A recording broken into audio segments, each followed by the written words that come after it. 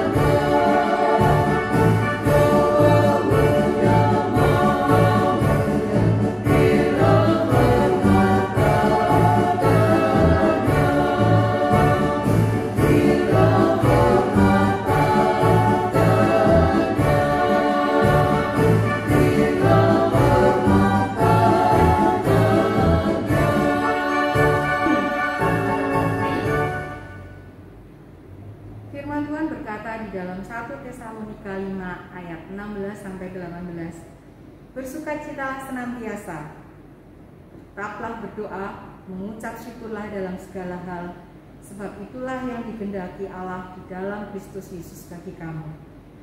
Dalam segala keadaan, susah ataupun senang, dalam beban berat ataupun kelegaan, mari kita berjanji, kita tetap meninggikan namanya, kita tetap memuji, memuliakan nama Tuhan. Mari dengan sukacita kita angkat pujian, ku naikkan syukurku.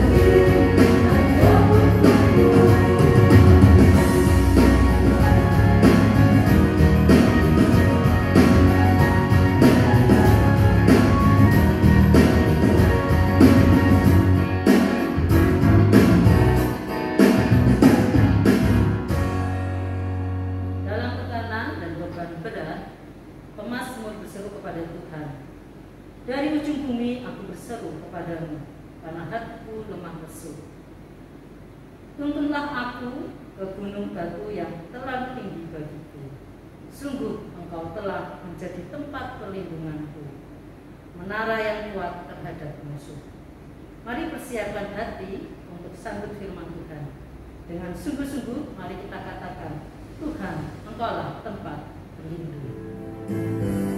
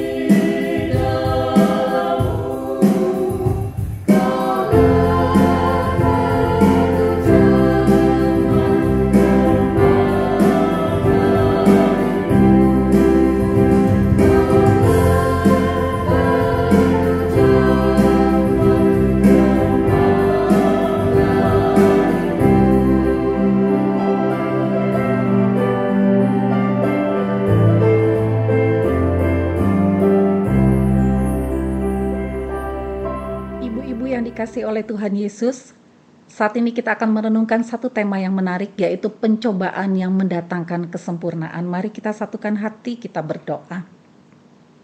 Tuhan, Tuhan yang sangat mengasihi kami, saat ini kami datang ke hadapan-Mu. Kami rindu untuk bisa mengenal Engkau lebih dekat lagi, lebih dalam lagi. Kiranya Allah Roh Kudus menolong kami dalam proses pengenalan ini, mulai dari kami membaca firman Tuhan, kami merenungkannya, dan menarik pelajaran-pelajaran rohani darinya. Kiranya di dalam seluruh proses saat ini, itu bisa membawa kami kepada pengenalan yang lebih dekat dan yang lebih dalam dengan Engkau Tuhan.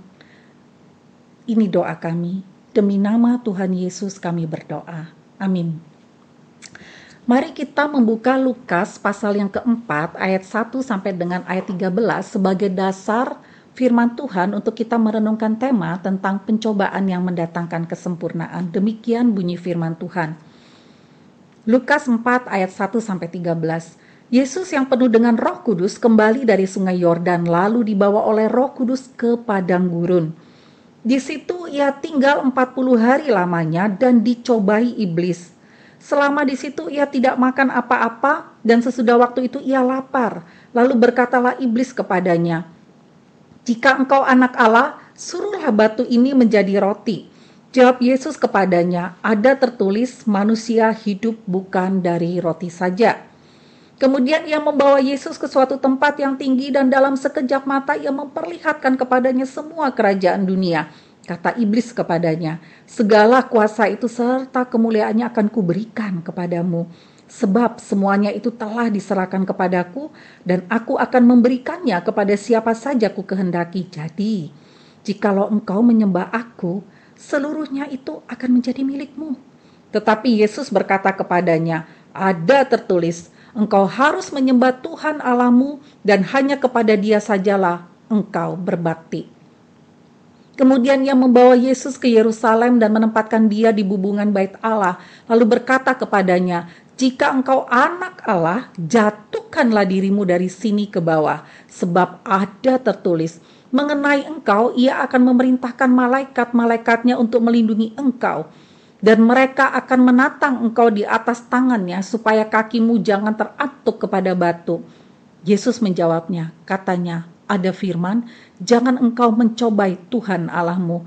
Sesudah iblis mengakhiri semua pencobaan itu, ia mundur daripadanya dan menunggu waktu yang baik. Sampai sedemikian jauh pembacaan firman Tuhan. Ibu-ibu yang dikasihi oleh Tuhan, ada satu acara favorit yang saya akan tonton jika saya punya waktu luang, yaitu MasterChef Indonesia. Acara ini menarik buat saya bukan hanya karena hidangannya yang disajikan dengan begitu indah ya dan menggugah ya selera makan kita, tetapi juga resep-resepnya. Nah, di antara hal-hal yang menarik itu yang paling menarik buat saya yaitu alasan ya, kenapa ya seseorang itu bisa menjadi juara satu dan mendapatkan gelar MasterChef. Sehingga setiap kali saya menontonnya dari tahun ke tahun, maka saya akan memikirkan si juara ini kira-kira bisa menang, kenapa ya? Apa yang menjadi penyebab dia bisa menang gitu ya. Nah, tetapi di dalam tahun demi tahun ya, acara ini berlangsung, secara umum ada hal yang sangat menentukan sampai seorang peserta akhirnya bisa meraih posisi sebagai juara utama, yaitu tentang pemahaman dia terkait dengan berbagai macam jenis hidangan, teknik pengelolaannya, kemudian cara menyajikannya. Peserta yang memiliki pemahamannya terbaik terkait dengan hal-hal demikianlah yang akhirnya siap ya di dalam menghadapi setiap tantangan di dalam babak-babak penyisihan di acara tersebut. Dari situ dapat disimpulkan suatu kemenangan yang diperoleh melalui pemahaman yang tepat akan mendorong seseorang untuk juga bisa bertindak dengan tepat ketika diperhadapkan kepada tantangan demi tantangan yang sulit di dalam hidupnya. Ibu-ibu yang terkasih, sebagai orang percaya, kita pun lebih kurang berada di area yang mirip ya dengan yang dialami oleh sang peserta MasterChef Indonesia. kita pun diperhadapkan secara rohani dengan berbagai macam tantangan di dalam kehidupan ini. Dan setiap tantangan itu perlu kita hadapi supaya kita bisa meraih satu kemenangan secara rohani. Nah, di antara tantangan-tantangan yang ada, yang salah satunya ya, bukan satu-satunya, tetapi salah satu yang berat yang harus kita hadapi adalah terkait dengan pencobaan iblis. Pencobaan iblis merupakan salah satu ya tantangan iman yang berat yang selalu menanti setiap orang percaya di berbagai babak kehidupan di sepanjang perjalanan imannya. Jika demikian, ibu-ibu, bagaimana ya caranya supaya kita sebagai orang percaya bisa meraih kemenangan sempurna ya secara iman ya, secara rohani ketika kita diperhadapkan dengan pencobaan iblis di dalam babak-babak kehidupan kita.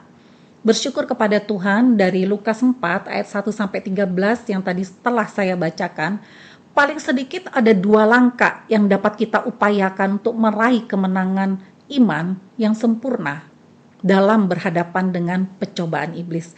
Langkah yang pertama yaitu pahami pencobaan iblis. Mari kita sama-sama melihat Alkitab kita. Di ayat yang pertama dikatakan bahwa Yesus yang penuh dengan Roh Kudus kembali dari Sungai Yordan.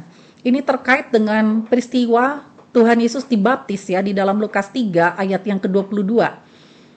Ketika Tuhan Yesus dibaptis, maka Roh Kudus turun ya ke atas dia ya.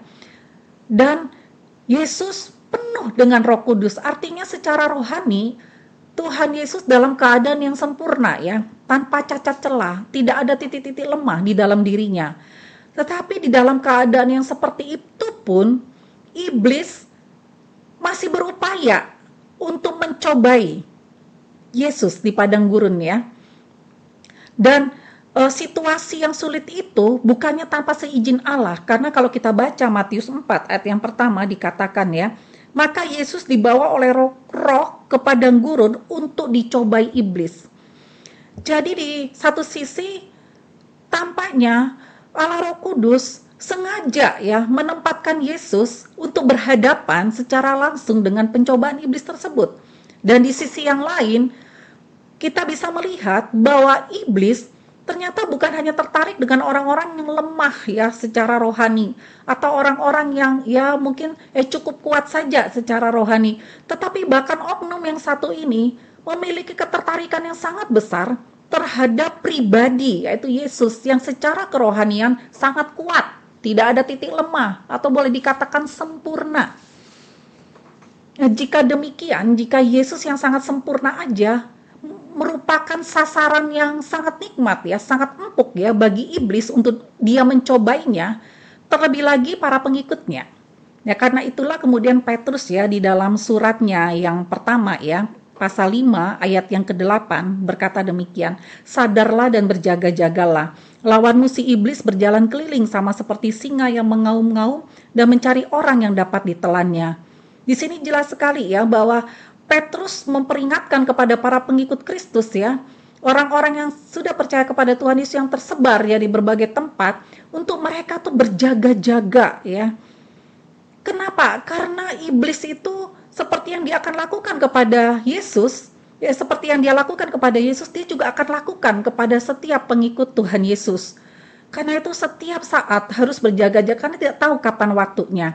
Tetapi iblis tahu kapan waktu yang tepat. Makanya di ayat 13, Lukas 4 ayat 13 dikatakan, setelah iblis mengakhiri semua pencobaan itu ya, jadi dia melakukan pencobaan kepada Tuhan Yesus dan gagal semua, dikatakan ia mundur daripadanya dan menunggu waktu yang baik.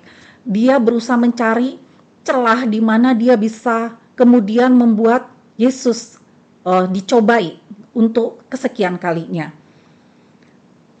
Kalau kita lihat lebih dalam lagi, sebetulnya apa sih upaya iblis ini menyasar area apa saja ya di dalam diri Yesus?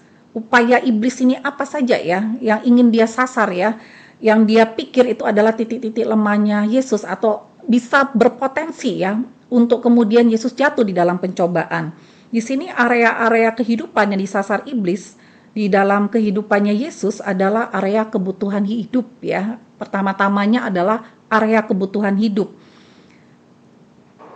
Seperti yang tadi sudah dibacakan kepada kita ya, di dalam pasal 4 ayat yang kedua, Yesus itu ada di padang gurun, lokasi yang tidak kondusif ya.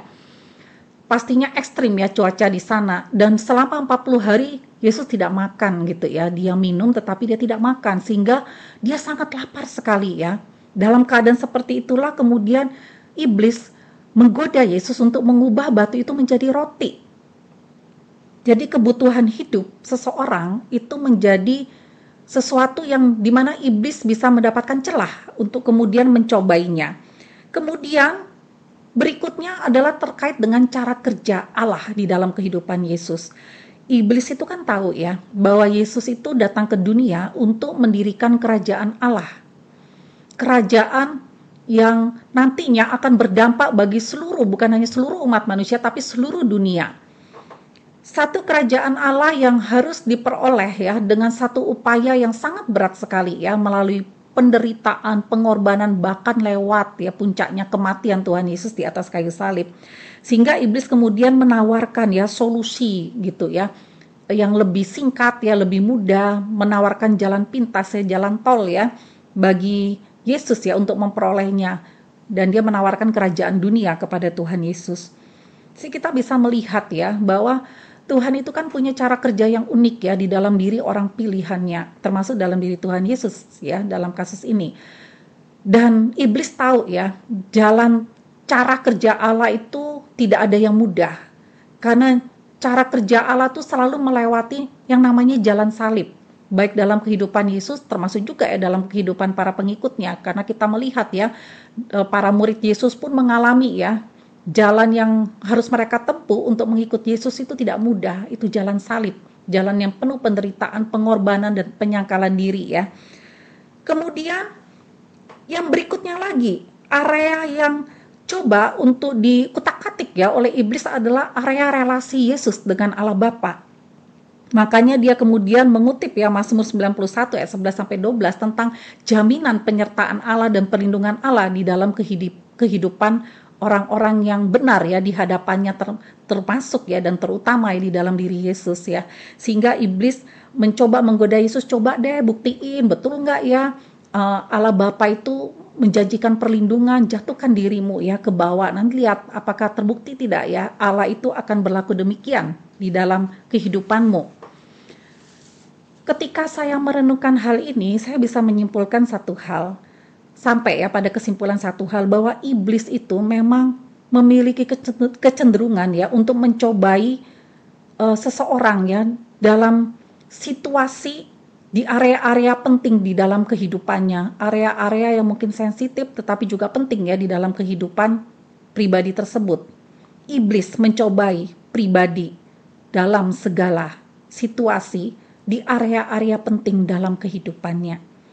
Nah, hal tersebut bukan hanya dialami Yesus atau akan dialami ya oleh para pengikutnya, tapi hal tersebut bahkan sudah saya alami ya di dalam kehidupan saya secara pribadi. Saya punya satu area di dalam kehidupan saya yang lemah gitu ya, yaitu masalah kesabaran. Saya orang yang cenderung tidak sabar ya untuk menantikan sesuatu atau mengerjakan sesuatu. Akhirnya tahun lalu saya membuat keputusan yang tidak tepat ya dalam pelayanan. Saya baru menyadarinya di pertengahan tahun ini ya, dan akhirnya harus mengubah keputusan yang salah tersebut sebelum ada dampak yang lebih parah ya dari keputusan yang salah tersebut. Akibatnya salah satu anggota tim pelayanan saya yang paling terdampak dari keputusan yang berubah ini menjadi terluka hatinya, dan hubungan kami yang tadinya begitu indah ya hancur berkeping-keping. Dari situ saya belajar ya bahwa saya pun harus peka gitu ya. Bahkan ketika saya ingin mengerjakan satu pelayanan yang sifatnya rohani ya, mulia ya, yang mendatangkan keuntungan besar bagi Tuhan dan pekerjaannya ya di ladang pelayanan, itu pun saya harus peka. Jangan sampai ya sifat di dalam diri saya bisa menjadi celah ya, sifat-sifat yang masih harus terus diperjuangkan, jangan sampai itu menjadi titik celah bagi iblis kemudian untuk membuat saya jatuh di dalam pencobaan. Bagaimana dengan kita di tempat ini, ibu-ibu sekalian? Marilah kita mencoba ya mengamati area-area kehidupan kita yang kemungkinan atau berpotensi ya untuk menjadi celah bagi iblis mencobai. Bisa jadi itu terkait dengan kepahitan hati yang belum dibereskan. Bisa jadi itu terkait dengan kebutuhan tertentu dalam diri kita ya, kebutuhan untuk didengarkan, kebutuhan akan penerimaan, kebutuhan akan pengakuan, pujian, kebutuhan terkait kita membutuhkan quality time ya, waktu yang berkualitas dengan pasangan, dengan keluarga, dengan anak kita, dengan orang tua kita, atau mungkin trauma-trauma yang masih membelenggu sampai saat ini yang belum dibereskan. Oh, itu saudara, itu menjadi bukan hanya celah bagi iblis ya, itu bahkan menjadi tempat berpijak bagi iblis, atau mungkin saya istilahkan menjadi terminal ya bagi iblis untuk lalu lalang dalam kehidupan kita. Kepahitan ya, trauma-trauma ya yang belum dibereskan, atau sifat-sifat dalam diri kita ya, seperti mungkin egois ya, tinggi hati, bahkan terlalu minder ya terhadap diri sendiri ya, bukan rendah hati ya, tapi rendah diri. Itu juga bisa menjadi celah bagi iblis untuk kemudian mencobai kita. Kemudian juga mungkin sifat-sifat kita yang bukan hanya tidak sabar, tapi cenderungnya temperamental gitu ya. Kalau istilah orang Jawa juga di dalam sifat temperamental itu mungkin juga suka menghakimi ya, ketika ada sesuatu yang tidak sesuai dengan tuntutan, dan kemudian atau menjejes gitu ya orang lain ya, memaksa orang lain untuk melakukan seperti yang kita inginkan. Dan sikap-sikap yang lain ya, mari kita belajar untuk peka ya, dan segera membereskannya di hadapan Allah, supaya itu jangan menjadi titik lemah kita yang nantinya ketika iblis mencobai kita, kita jatuh di dalam pencobaan. Saudara, mencoba untuk memahami pencobaan iblis tidaklah cukup gitu ya. Setelah kita berupaya memahami pencobaan iblis, maka langkah kedua yang perlu kita lakukan adalah hadapi pencobaan iblis, berpegang teguh kepada firman Tuhan. Jadi firman Tuhan itu benar ya, seperti dikatakan ya di dalam Alkitab, bahwa firman Tuhan itu adalah pedang roh ya.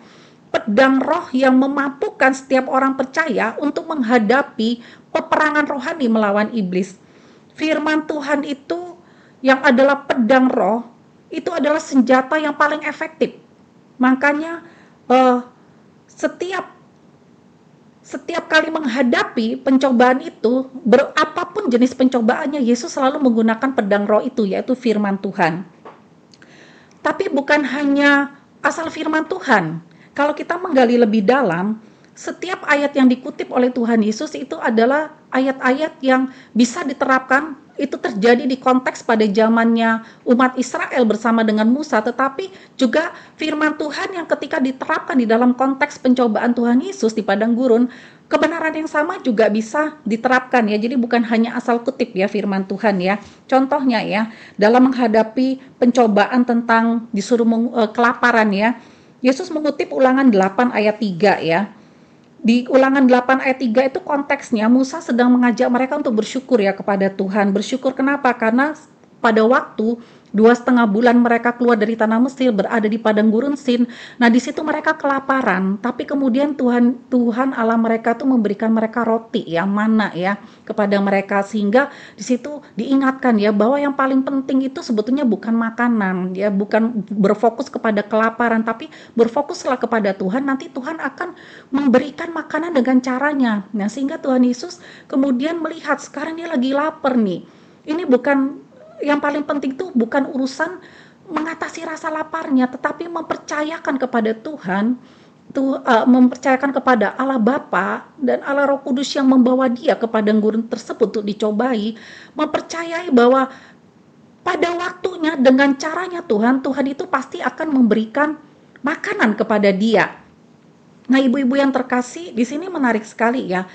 Ketika kita menghadapi pencobaan iblis, firman Tuhan itu adalah senjata utama kita. Tetapi di satu sisi yang lain, kita juga belajar dari Tuhan Yesus bahwa firman Tuhan yang kita gunakan tidak boleh asal comot gitu ya, sehingga mungkin itu adalah sesuatu yang sifatnya kasuistik, itu hanya berlaku pada waktu itu ya, tetapi tidak boleh diperlakukan pada masa sekarang atau pada masa kita. Itu tidak sinkron gitu ya.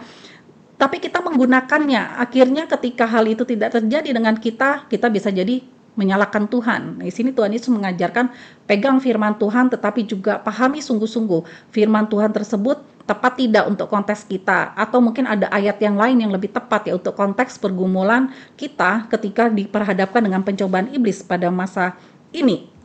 Nah, saya pun mengalaminya ya, ibu-ibu ya. Mengalami bagaimana upaya iblis mencobai orang percaya itu harus dilawan dengan berpegang teguh kepada firman Tuhan. Nah, tahun lalu saya menikah dan ini adalah pernikahan kedua saya karena suami saya yang pertama meninggal dunia ya 9 tahun yang lalu. Dan kemudian suami kedua saya ini pun ditinggalkan oleh istrinya selama-lamanya ya. Jadi pasangan kami masing-masing pulang ke surga lebih dulu ya, meninggalkan kami di dunia ini. Akhirnya Tuhan pertemukan kami, singkat cerita kami menikah. Dan walaupun usia saya sudah 45 tahun, suami saya udah 49 tahun, kami masih berharap gitu ya, Tuhan memberikan kami keturunan. Maka kami pun mulai berusaha bagaimana caranya ya, olahraga, minum vitamin, dia menjaga kesehatan tubuh. Dengan cara-cara yang medis pun gitu ya, kami mencoba mengupayakannya. Tetapi hampir setahun berlalu ya, setelah kami menikah masih belum juga kunjung diberikan momongan ya. Akhirnya dari berusaha kami mulai berdoa, langkah-langkah secara ilmu manusia tidak bisa digunakan. Untuk saat ini belum menghasilkan ya sesuatu apapun, maka kami mencoba langkah iman berikutnya ya. Kami mulai berdoa. Dan ketika sudah berdoa dengan berbagai macam cara ya, dengan berbagai macam misi, pokok doa, ternyata Tuhan masih belum berikan sampai dengan detik ini ya. Maka dari berusaha berdoa kami mulai bertengkar dengan Allah, mulai menyalahkan Tuhan. Kemudian saya mulai ya, kami lagi PA di gereja, kita kejadian Tuhan tuh Sarah itu bisa tuh bisa hamil tuh dalam usianya sudah sangat lanjut ya, lebih tua tuh dari saya Tuhan ya. Kenapa saya enggak? Kenapa yang lain bisa? Kenapa saya tidak? Kemudian saya juga mulai membanding-bandingkan dengan bagian-bagian kitab yang lain. Tuhan, bahkan Engkau pun bisa membuat Maria ya mengandung dari Roh Kudus. Masa saya tidak minta Tuhan menyuruh saya mengandung dari Roh Kudus ya, tetapi masa Maria bisa, Tuhan bisa melakukan dengan cara-cara yang mustahil, kenapa kok saya secara manusia di luar ya logika ya, kenapa dengan saya tidak bisa Tuhan? Nah itu ya, menarik firman Tuhan, memang menggunakan firman Tuhan tetapi dengan konteks yang tidak tepat untuk diterapkan untuk konteks kehidupan saya masa kini.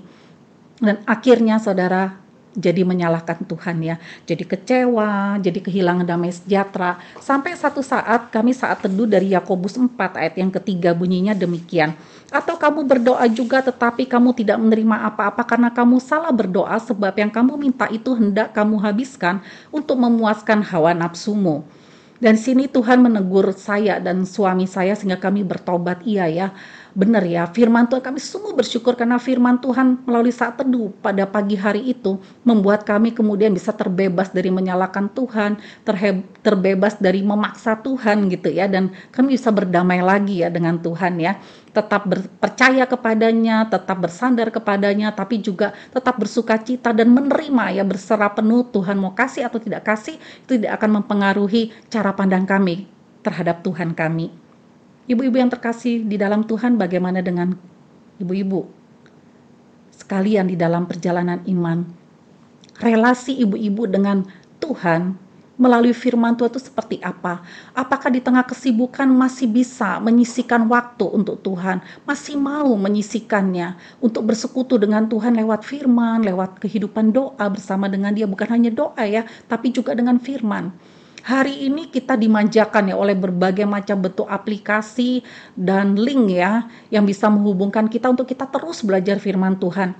Di HP kita bisa tinggal install gitu ya berbagai aplikasi, kita bisa kalau kita lagi masak pun kita bisa sambil mendengarkan firman Tuhan karena ada Alkitab ya yang dibacakan gitu ya, kita bisa mendengarkan Alkitab dibacakan, atau kita ketika di kendaraan gitu ya sedang ada di mobil, apakah itu mobil kita atau angkutan umum yang memungkinkan ya, kita bisa bahkan mendengar sambil melihat ayat-ayat Alkitab, bahkan bisa lewat gambar-gambar yang ditayangkannya di dalam aplikasi tersebut, kita bisa download ya, dan kemudian kita gunakan untuk terus membuat kita hidup bersama dengan firman Tuhan ya setiap harinya.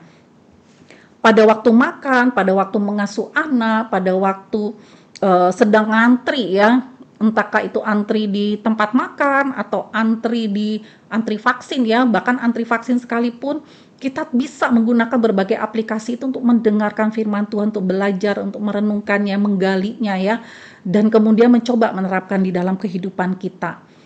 Ibu-ibu yang terkasih oleh Tuhan, menghindari Tuhan dengan mengabaikan firman-Nya dan mengupayakan ya perlawanan dengan kekuatan diri sendiri untuk menghadapi pencobaan iblis hanya akan membuat kita lemah ya, capek, lelah gitu ya, hanya akan membuat kita semakin terjerat ya di dalam pencobaan itu ya, kemudian terhambat dalam pertumbuhan iman kita kepada Tuhan, dan ujung-ujungnya kita akhirnya akan bermasalah ya dengan Tuhan ya. Tapi kalau kita punya firman Tuhan dalam hidup kita, kita dikuatkan ya, kita jadi tahu bagaimana yang harus dibereskan, kita tahu bagaimana cara melawannya, dan kita yang pastinya bisa bertumbuh semakin dekat dengan Tuhan ya di dalam pengenalan akan Dia.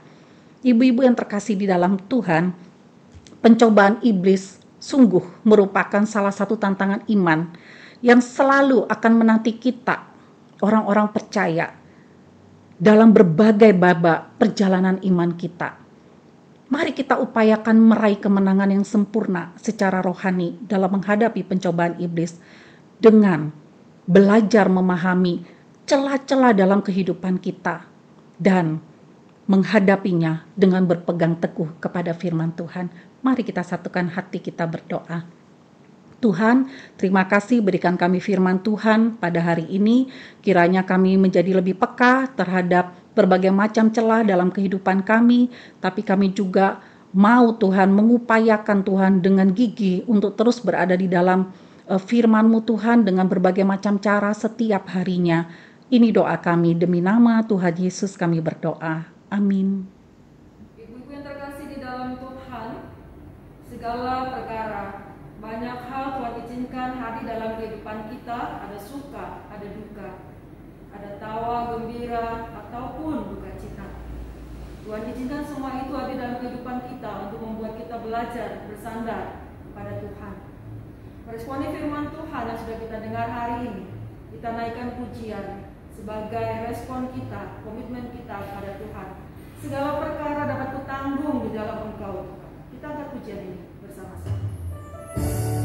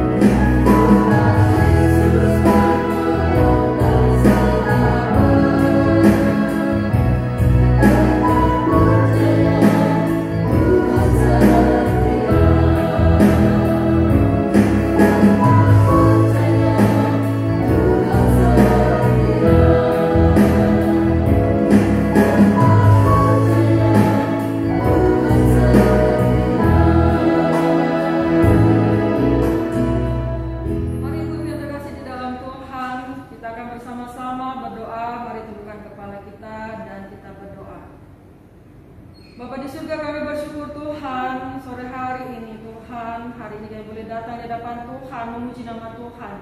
Kami juga boleh belajar firman-Mu yang menguatkan kehidupan kami di tengah segala macam permasalahan, percobaan kehidupan kami. Tuhan ada, Tuhan memelihara setiap kami, itu janji-Mu buat kami. Terima kasih Tuhan Yesus, biarlah Engkau juga menilik pribadi lepas pribadi anak-anak-Mu dimanapun mereka berada Tuhan. Di tengah kesulitan kehidupan mereka, Tuhan boleh kuatkan mereka, Tuhan boleh mampukan mereka menjalani hari-hari mereka tetap dengan penuh syukur dan berharap kepada Tuhan. Terima kasih Bapa di surga, kami meletakkan harapan kami, kehidupan kami, keluarga kami, anak-anak kami ke dalam tangan-Mu. Ada masa depan yang indah, ada masa depan yang cerah, Tuhan sediakan buat setiap kami, anak-anak-Mu yang berharap bersandar kepada Tuhan. Terima kasih Tuhan Yesus, terima kasih. Di tengah-tengah kehidupan yang semakin berat, biarlah Tuhan kami tetap memiliki iman yang bertumbuh di hadapan Tuhan, semakin takut akan Tuhan, semakin dekat dengan Tuhan. Terima kasih Tuhan Yesus, kami menyerahkan juga bangsa negara kami ke dalam tangan Tuhan. Biarlah setiap program yang disusun oleh pemerintah bangsa kami sungguh-sungguh digunakan untuk membuat kesejahteraan rakyat Indonesia semakin hari semakin meningkat. Berilah roh yang takut akan Tuhan kepada para pemimpin kami dari pusat sampai pemerintahan yang paling bawah. Sehingga Tuhan, mereka boleh mengerjakan program-program pemerintahan yang sungguh-sungguh dan menghasilkan sesuatu yang indah untuk rakyat Indonesia. Terima kasih Tuhan Yesus, terima kasih. Kami menyerahkan Tuhan untuk masa depan ibu-ibu, dimanapun berada mereka, kaum wanita, dimanapun mereka berada, yang berjuang, bekerja, atau mengerjakan tanggung jawab panggilan hidup mereka masing-masing. Tuhan pakai setiap kami, para wanita, para ibu-ibu ini untuk boleh menjadi alat kemuliaan nama Tuhan. Terima kasih Tuhan Yesus, dan Engkau juga menilik hati kami masing-masing. Setiap kerinduan kami yang tidak terucap hari ini, Tuhan boleh jawab sesuai dengan waktu dan kehendak Tuhan. Terima kasih Bapa di surga, kami menyerahkan kehidupan kami seutuhnya ke dalam tangan-Mu dan dalam menjawab doa kami sesuai dengan waktu dan kehendak Tuhan. Di dalam nama Tuhan kami Yesus Kristus Allah kami yang hidup, kami boleh berdoa dan menaikkan syukur kami. Amin. Mari ibu-ibu kita mengarahkan hati kita kepada Tuhan dan kita mau terima berkat daripada Tuhan. Kasih karunia, damai sejahtera, pemeliharaan yang sempurna, pemeliharaan dari Allah Bapa, Allah Putra, penghiburan daripada Allah Roh Kudus ada bersama-sama dengan kita semua, mulai dari sekarang sampai selama-lamanya. Amin. Bapa terima kasih.